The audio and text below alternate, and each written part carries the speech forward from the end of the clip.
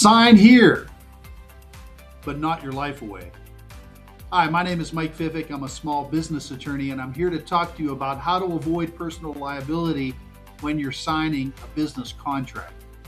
So you've formed a limited liability company to protect your personal assets, and you're careful. You think that you know what you're doing, but then somebody hands you a contract and you sign it. And a year later, you find out you're personally on the hook for the whole thing. How does that happen? And more importantly, how do you make sure that it doesn't happen to you?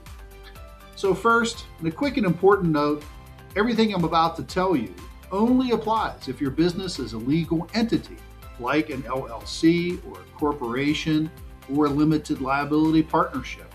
But if you're operating as a sole proprietor or a general partnership, there's no liability shield to begin with. That's a separate conversation entirely, and a good reason for you to get your business properly structured first so that you have your personal assets adequately protected. So tip number one, always name your company in the contract. Here's a trap that catches people like all the time. You sign your name, everyone knows you're the owner, but the contract itself never actually identifies the company that you're signing on behalf of.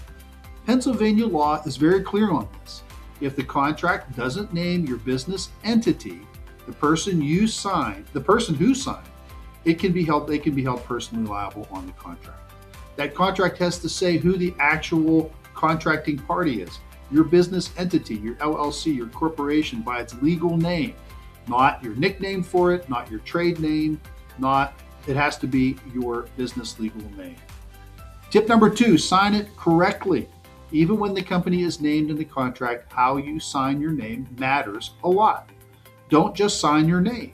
Sign your name with your title, managing member, president, CEO, whatever your role is, and make sure that the signature block shows the company name above your signature, not just your personal name below a blank line. It should look something like this: ABC Contracting LLC by John Smith, managing member. That signature tells the world you're signing in a representative capacity on behalf of the business, not personally. Tip number three, look at the body of the contract. Here's where people really get tripped up, even when the signature block is perfect. The language buried inside the contract can still bind you personally.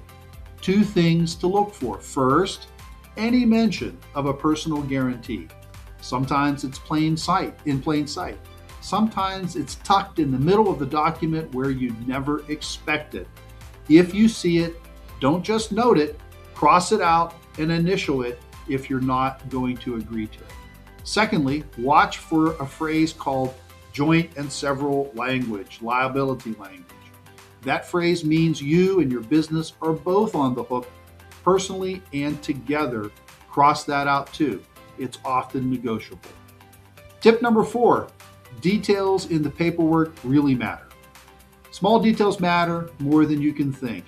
Use your business address, business phone number, and business email on the contract, not your personal information.